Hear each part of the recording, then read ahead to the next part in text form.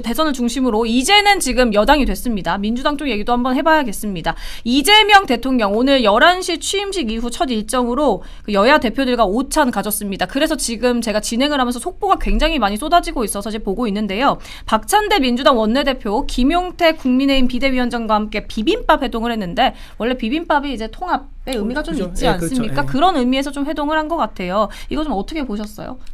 뭐 메뉴 정하는 거에 굉장히 전혀 뭐 굉장히 좀 뭐랄까 식상한 메뉴입니다. 뭐 정치인들 모이면서 여야 의원들 모이면 다 청와대에서도 초청하면 대부분 마지막 나오는 건 비빔밥으로 이제 통일합니다. 그래서 뭐 신선했다 이렇게 볼 수는 없을 것 같은데 글쎄요. 저는 이제 이재명 대통령이 이제 취임 선서만 하고 이제 대통령이 취임했는데 네.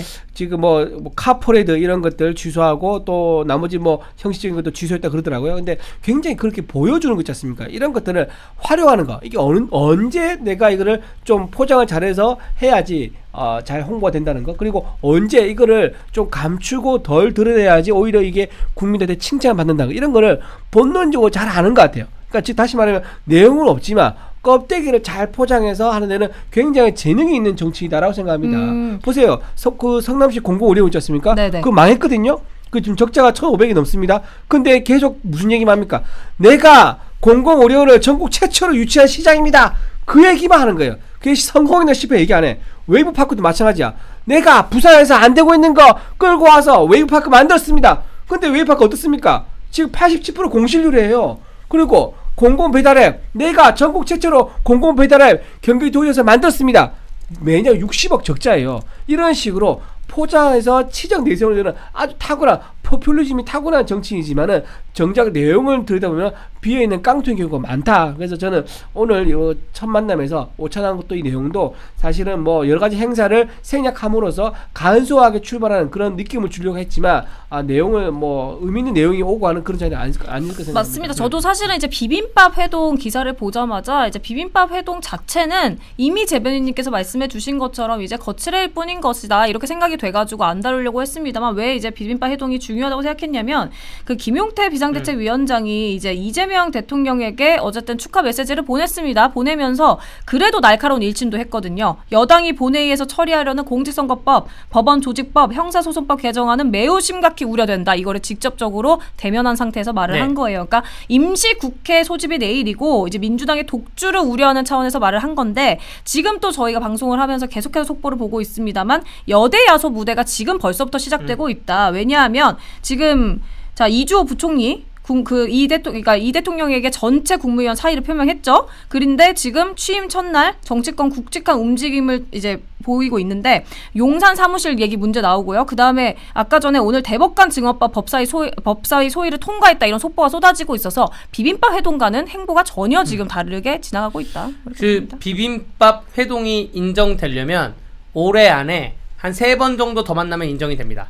예를 들어서 국정감사하면 전에 한번 만나고 뭐 인사청문회 앞으로 쭉 있을 텐데 그 사이에 한번 만나고 예산 통과하기 전에 한번 만나고 야당 대표들을 자주 만나면서 면전에서 쓴소리를 하는 게 야당 대표들이잖아요. 면전에서 쓴소리를 들었을 때 그것을 인내하고 견디는 모습을 보인다? 그러면 비빔밥 회동에 대해서 인정하겠습니다. 그런데 윤석열 대통령 그때도 이재명 야당 대표에서 만나자고 자꾸 연락을 하는데도 불구하고 윤석열 대통령이 당신은 대통령실에서 피고인과 만나는 게 좀 껄끄럽다라고 해서 안 만나다가 결국 만나지 않았습니까? 만나면서 대화를 주고받으면서 그러면서 사실 극성 보수층들의 굉장히 강력한 오해를 많이 받기도 했어요. 그랬는데 어쨌든 오늘 김용태 대표께서는 저렇게 문제제기를 되게 잘하셨고 천하람 대표도 같이 있잖아요. 같이 문제제기를 했다 그러더라고요. 대법관 증언에 대해서는 재고해달라. 근데 이미 통과가 됐어요. 법사위 통과되고 난 다음에 그 비빔밥 회동 후에 통과가 됐는데 어쨌든 계속 저렇게 국민들의 그 50% 반반입니다. 반이 반대하고 있는 부분이 많다라는 거를 야당 대표가 계속 얘기해야 되고 이재명 대통령이 본인의 싫은 소리를 저렇게 자주 만나면서 듣겠다라고 하면 그 진정성을 인정할 겁니다. 근데 이 비빔밥 회동이 지금 만났잖아요. 그 본인도 저렇게 쓴소리 나올 거라 예상 못했을 거예요. 그래도 내 임기 첫날이니까 나에 대해서 축하한다고 하겠지. 뭐 밥 맛있게 먹고 좋은 소리만 나오겠지라고 했다가 저 지금 폭탄을 맞았기 때문에 저 다음에는 앞으로 회동을 못할 거라 저는 보여지고요. 회동을 하려면 아마 질문지 다 받아오지 않을까, 혹은 비공개 해동하지 않을까. 지금 오늘 마이크 잡고 얘기하는 모습이 나간 거 아니에요. 비공개 해동을 하지 않을까, 저는 그렇게 생각이 됩니다. 그러면은 변호사님 법적으로 한번 여쭤볼게요. 네. 이제 개헌 빼고 모두 다 할 수 있는 상황이 어떻게 보면은 펼쳐졌잖아요. 네. 그러면은 앞으로 이제 그러면은 뭐 어떻게 해야 돼요? 아니, 앞으로 그런 얘기가 있어요. 제가 그 어떠한 댓글에서 봤는데, 네. 대한민국이 망해가는 길에 대해서 뭐 망한다 안 망한다, 왜 우파들은 자꾸 망한다 그러냐, 문재인 때도 안 망했고 노무현 때도 안 망했다 막 이러는데, 김대중 때도 안 망했다 이러는데, 이게 그렇습니다. 우리가 강화도 조약을 체결한 게 1876년이고요 한일 합병이 된 게 1910년이에요. 네. 강화도 조약 체결되자마자 무슨 뭐 일본이 쳐들어왔습니까? 그런 게 아니란 말이에요.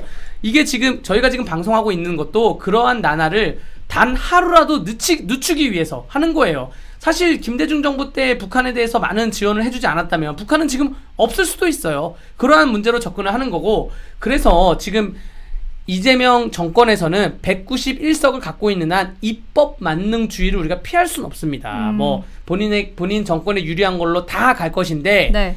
그럼에도 불구하고 우리 그 여기 시청자 여러분들과 우리가 목소리를 계속 내야죠. 그 방법밖에는 없습니다. 재판 중지 가능성은 어떻게 보세요, 이재명? 다음 주에 하겠죠. 왜냐면 6월 18일 제가 사건 번호 말씀드릴게요. 사건 번호 2025-1238이라는 그 파괴한 송심 사건, 그 6월 18일 아침 10시에 재판기일이 잡혀 있습니다. 네. 물론 뭐 법원에서 임의로 재판기일을 넘길 수도 있지만 잡혀 있는 재판기일에 대해서 재판을 할 거고, 그렇게 되면 여기에 대해서는 재판 중지를 다음 주에 하겠죠. 지금 김용태 그 대표가 말한 발언에 대해서 민주당에서는 거짓말이다, 우리는 뭐 내일 그 법안 안 올릴 거다는데, 내일 올리나 다음 주에 올리나 무슨 소용이 있습니까? 다음 주에 올려서 저는 통과될 거라 보여지고요. 가장 가슴 아픈 게 뭔지 알아요? 지금은 임기 첫날에는 이러한 뭐 방탄, 재판 정지, 형사소송법 이런 얘기가 나와서는 안 돼요. 경제가 나와야 돼요. 민생이 나와야 되고, 뭘 먼저 추진하겠다, 뭐 추경을 할 거면 추경을 천천히 하겠다, 이런 경제가 나오고 소상공인을 보다듣는 말이 나와야 되는데, 지금 그런 거 전면 실종됐습니다. 지금 대통령께서도 용산에 갔더니 무덤 같더라, 펜이 없더라, 이런 얘기가 공개적으로 나가고 있어요. 시작하자마자 비난이 시작됐고, 시작하자마자 방탄법에 대해서, 대법관 증언법에 대해서, 대법관 증언이 지금 당장 국민의 민생에 무슨 상관이 있습니까? 정말 너무나 깝깝한, 저는 사실 임기 첫날이니까 톤 조절을 좀 하려고 했거든요. 근데 너무 깝깝해서 흥분을 하게 됩니다. 네. 저희가 지금 변호사님께서 말씀하신 내용을 계속해서 이제 말씀을 드렸어요. 이제 국민분들께서 뭐 현명한 국민분들은 다 아실 거고요. 패널분도 계속 말씀을 뭐 드렸는데, 어쨌든 결과는 이렇게 나왔잖아요. 어쨌든 다수결의 원칙이니까 저희는 뭐 일단은 대통령으로서 이제 승복은 해야 되는데, 문제는 앞으로 국민의힘이 다시 집권할 수 있느냐, 이런 가능성을 좀 우려하시는 분들도 많습니다. 당연히 집권할 수 있죠. 우리 지난번에도 박근혜 전 대통령 이제 탄핵 이후에 문재인 정부가 의기양양이 들었었지만, 네. 어땠습니까? 1년 지나서 조국 사태가 벌어지면서 4년 내내 한 번도 경험해보지 못한 나라를 만들고 했지만, 실제로는 두 번 다시 경험하고 싶지 않은 나라를 만들었지 않습니까? 그리고 그 여세를 몰아가지고 우리가 정권 교체를 이뤄냈었어요. 근데 물론 이제 좀 더 준비되어 있는 우리 당에서 키워낸 후보를 내셨어야 되는데 그러지 못했기 때문에 이번에 또 이렇게 조기 대선을 치르게 됐었습니다. 저는 이제 이재명 대통령이 굉장히 아까 제가 말했잖아요. 굉장히 자기 치적에 굉장히 관심이 많은 사람이다. 그러니까 내실을 네. 다지기보다는 어디 포장해서 홍보하는데 효과적인 거 아닌가, 이런 걸 많이 따질 거란 말이에요. 그러면 가장 공을 많이 드는 게 제가 보기에 북한 관련된 사업일 겁니다. 본인도 실제로 경기도지사 시절에 북한 관련해서 퍼주기 사업, 뭐 하려고 했던 거죠? 북한에 가서 방문 의전 비용으로 800만 불을 올렸단 말이에요. 그러면 대통령이 됐기 때문에 이번 합법적으로 대북 송금을 할 수 있을 거예요. 그러니까 송금이라보다는 대북 지원 사업을 할 수 있을 거예요. 대북 지원 사업을 하는데, 이게 지금 유엔에서 모든 것이 하지만 제재가 걸리는 상태거든요. 미국과의 관계, 미국과의 절연, 이걸 각오하고 북한을 도와주려 할 것이냐, 이거는 저는 가능하다고 봐요. 왜냐면 민주당의 박선원 의원 있지 않습니까? 박선원 의원이 뭐라고 했습니까? 트럼프를 노벨 평화상으로 추천을 했던 의원이 박선원 의원입니다. 저는요, 이재명 후보가 북한과의 어떤 이제 평화 모드, 이걸 통해 가지고 김대중 전 대통령에 이어서 두 번째 노벨 평화상을 아마 노리고 있을 거다라고 생각을 합니다. 그래서 저는 북한의 퍼주기 사업을 하면서 우리나라 민생, 경제 어떻게든 말든 나는 내가 노벨 평화상을 받을 수 있다면 뭐든지 할 수 있어 하는 그런 그림이 그려진다 말씀드리고 네. 아까 지금 우리 국민의힘이 지금 이제 내란 특검 이제 민주당이 추진하고 있지 않습니까? 네. 이 내란 특검 이거를 꼭 민주당에서 관철시키는 이유가 뭐냐면 이거를 1년 내내 끌 수가 있는 거예요. 그러면 내년 지방선거에서 본인이 또 권력 가져올 수 있지 않습니까? 의회 권력, 행정부 권력 그리고 지방 권력까지 민주당이 다 장악하는 이런 세상을 만들려고 하는 거고 거기에 추가로 말씀드리면 김민석 이제 의원이 지금 국무총리로 간다는데 왜 그러면 김민석 의원을 국무총리 내세우느냐 이렇게 해서 만약에 내란 특검을 가게 되면 국민의힘 의원들의 상당수가 구속되거나 체포받을 겁니다. 그러면 몇 명의 의원들이 이제 체포된 구속받지 않습니까? 그러면은 누군가가 위헌정당 해제 해산 심판 청구를 할 거예요. 국민의힘에 대해서. 네. 그러면 위헌 심판 심판하는 때 그 마지막 경로 어딘지 아세요? 국무위원회, 국무위원. 국무위원회에서 그걸 넘겨야지 헌재로 넘어가거든요. 그래서 국무위원회에서 그럼 누가 하겠습니까? 공무원이 그거 할 수 있겠습니까? 못합니다. 정치인이 할 수 있는 거예요. 그래서 네. 김민석 의원을 국무총리로 앉히는 것은 이런 큰 그림 속에서 보수를 괴멸시키려는 이런 그림을 짜서 이제 위헌정당 할 때 그때 김민석 총리가 처리를 하기 위한 그런 미션을 안고 혹시 총리면 아니겠는가 그런 생각을 좀 해봅니다. 제가 지금 마지막으로 안 그래도 여쭤보려고 하는 질문인데 정리해서 다시 여쭤볼게요. 그럼 이재명 대통령의 내각 총리 이제 김민석 민주당 최고위원이고요. 비서실장은 강훈식 의원이고 정책실장은 이한주 민주연구원장, 국정원장은 이종석 전 통일부 장관 등이 이제 낙점받았는데 이 모든 것이 지금 대변인님 말씀에 따르면 이게 보수 개멸을 위한 준비 그렇죠. 그룹이다 네, 이렇게 그렇죠. 보시는 거예요. 네. 변호사님은 어떻게 보세요? 뭐 그렇게 볼 수가 있는 것이고 총체적으로는 나중에 장관 내각까지 봐야 된다고 보여집니다. 그 비례대표 2명의 국회의원을 뽑아가지고 대통령실로 데리고 갔잖아요. 네. 그 다음 비례대표의 그 승계를 받는 게 손솔이라는 그 승계자이고 최혁진이라는 승계자인데 손솔 승계자는 민주당 출신이 아니에요. 당시 손솔 승계자는 진보당 혹은 정의당. 이 색깔로 받은 분이기 때문에 조금 더 그 보수에 대한 압박이 더 거세질 수가 있는 것이라고 생각이 되고요. 그 인사청문회를 잘 준비를 해야 되겠죠. 김민석 그 총리에 대한 인사청문회를 잘 준비해야 되고 당에서 지금 아무런 입장이 안 나오고 원내에 대해서 원내 흔들기를 하고 있는데 당장의 인사청문회에 대한 그 특위를 꾸려야 되기 때문에 그 특위 위한 선발부터 굉장히 중요합니다. 그래서 지금 흔들기를 할 시간이 없을 것이고 대법관 30명 증언하면 대법관에 대한 그 16명 인사청문회도 준비를 해야 돼요. 또 지금 장관 공석에 대한 인사청문회도 준비해야 돼요. 그러니까 올해가 어떻게 흘러갈 거면 7월, 8월까지 인사청문회 갑니다. 네. 8월 결산을 할 건데 결산이야 전년도 그 결산을 하는 거기 때문에 흘러갈 것이고 9월에 국정감사인데 국정감사 때 이제 피터지게 싸움이 날 거예요. 그리고 가장 중요한 게 올해 말 연말 예산. 연말 예산에 내년에 뭐 지역 화폐니 뭐 기본소득 25만 원이니 이런 게 어떻게 들어갈 것인가 좀 감시를 해야 되고요.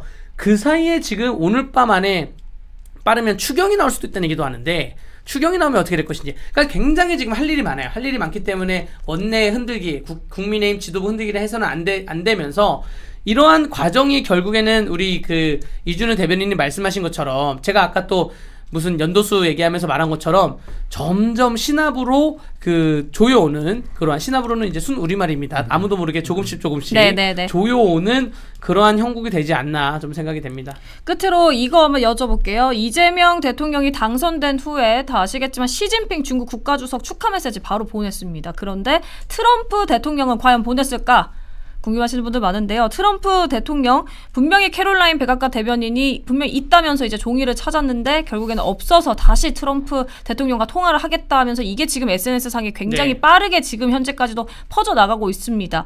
자, 트럼프 대통령은 메시지를 아직 내고 있지 않고 그 시진핑 중국 국가주석은 바로 메시지를 냈고 이것 또한 국제관계에서 봤었을 때 예상됐던 시나리오긴 하지만 좀 놀랍긴 그렇죠. 하네요. 지금 이제 국방장관도 지금 민간인을 안치겠다. 그러니까 안규백 의원 얘기하고 있는데 이것도 한미 군사 동맹을 리셋하려는 거 아니겠는가. 그러니까 한중 군사 동맹을 염두에 둔 그런 행보가 아니겠냐라고 보이기 때문에 미국에서는 우려할 수밖에 없는 거고 그리고 또 하나 지금 미국에서 중국 조심하라.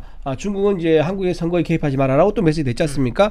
그게 현실에서 지금 외국의 눈에 보더라도 이상한 거예요. 왜 대한민국이라는 세계 10대 경제 대국이 왜 중국 앞에서만 저기 벌벌 기는지, 그리고 북한 앞에서 왜 큰 소리도 못 치고 오히려 북한 김정은 정권 유지에 보탬이 되는 800만 불 돈을 왜 송금하는지 도저히 이해할 수가 없는 거예요.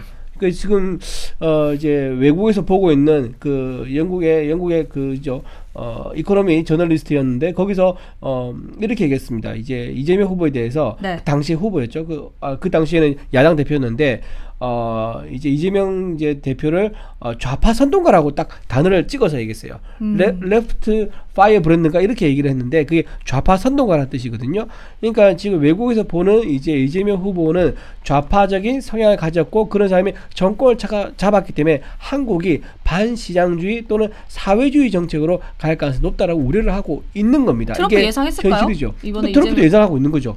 예상하고 있기 때문에 지금 메시지를 안 내면서 불편한 심기를 전문가들과 함께 그래요? 어떻게 낼까 고민하고 있는 게 아니겠습니까? 변호사님은 어떻게 보세요? 이미 그 중국에서 중국 외교부 대변인이 입장을 하나 냈습니다. 뭐냐면 미국은 중한 관계에 이간질을 하지 말라라고 냈어요. 미국의 이러한 그 어떠한 발표가 굉장히 불쾌하다 이거인 거죠. 중국은 일관되게 내정 불간섭의 원칙을 견지해왔다. 저는 이 한국을 두고 한국의 대통령 선거를 두고 미국과 중국이 이렇게 이례적으로 메시지를 내는 게 굉장히 위험하다고 생각이 됩니다.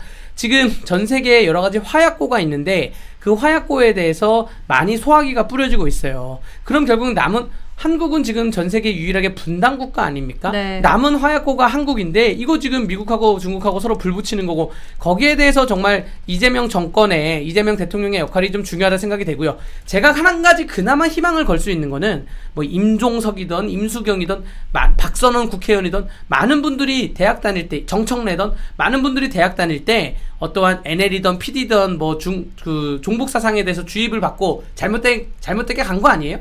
근데 이재명 대통령은 그나마 대학 다니면서 운동권이 아니었어요. NL이나 PD가 아니었어요. 그래서 저는 이 변호사 하다가 어느 관점에서 무슨 경기 동부연합이나 얘기 나오고 어느 관점에서 이게 커넥팅이 된지 모르겠는데 그러면 그 관계가 굉장히 느슨할 수도 있다. 그렇기 때문에 오히려 이거를 이재명 대통령께 좀 3가지 정도 당부 말씀을 드리자면 경제는 지역 화폐나 뭐 이런 것만 고수하지 말고 경제학자들하고 좀 폭넓게 얘기 나누시고 네. 외교나 안보도 2번째가 외교고 3번째가 안보고 외교나 안보도 주변 분들하고 좀 폭넓게 대선 캠프랑만 얘기 나누지 말고 지금 반반 아닙니까? 보수 쪽 인사들하고도 좀 허심탄회하게 보수 쪽 학자들하고도 얘기를 좀 나눠주셨으면 하는 바람이 있습니다. 제발 부탁드립니다.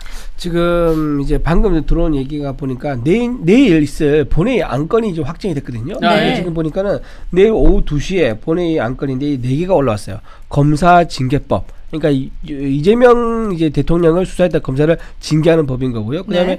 2번째가 최상병 특검법, 네. 3번째가 윤석열 내란 특검법, 마지막 4번째가 김건희 여사 특검법. 이렇게 해서 총 4개의 특검법이 지금 내일 오후 2시에 본회의에서 처리된다고 안건이 공지가 올라왔습니다. 아, 참 안타깝다. 자, 이게 뭐냐면은 이제 정치법은 안 하겠다고 그렇게 얘기를 하면서 내가 이렇게 말해도 사람들은 안 믿어요 하면서 허허허 웃으면서 얘기했지 않습니까? 그러니까 이렇게 말했을 때 뭔지 아세요? 내가 정치보복 안 한다고 했더니 정말 안 한다고 생각했는가 봐 라고 그대로 보여주는 거예요.